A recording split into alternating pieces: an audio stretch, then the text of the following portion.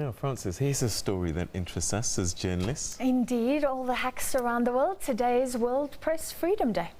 And according to Reporters Without Borders, World Press Freedom Index, Namibia, Ghana and Cape Verde are the best places in Africa to work if you're a journalist. The index has been published since 2002 and measures freedom of information in 180 countries. The lighter the colour, the better those countries treat journalists. The dark areas in North Africa, the Middle East and parts of East Asia are the worst. There has been a deep and disturbing decline in respect for media freedom. The many reasons for this decline in freedom of information include the increasingly authoritarian tendencies of governments in countries such as Turkey and Egypt, tighter government control of state-owned media, even in some European countries such as Poland, and security situations that have become more and more fraught in Libya and Burundi, for example, and that are completely disastrous, as in Yemen. Europe dominates the top 10 of the index, with Finland ranked the best place to work as a journalist. South Africa is the fourth best in Africa at 39 on the list, while North Korea and fellow African country Eritrea have the ignominious honour of being the worst place for journalists on the planet.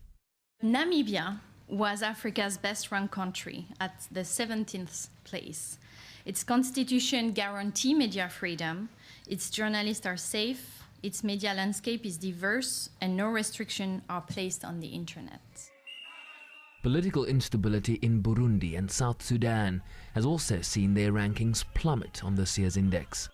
In Africa, the biggest deterioration was seen in South Sudan, which fell 15 places. In this country, torn by civil war since 2013, journalists fell victim to the conflict violence and a campaign of intimidation by the authorities.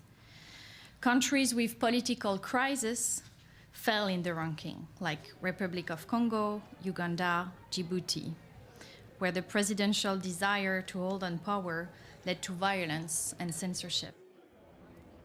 World Press Freedom Day was proclaimed by the UN General Assembly in 1993, and this year also marks the 25th anniversary of the Windhoek Declaration on the importance of a free press. Over 35 free press organizations, including the Media Institute of Southern Africa, have called on the UN General Assembly to create the legislative space for the UN Secretary-General to appoint a special representative on the safety of journalists as soon as possible. The letter says 787 journalists and media personnel were killed while exercising their profession over the last 10 years, 67 of them in 2015 alone.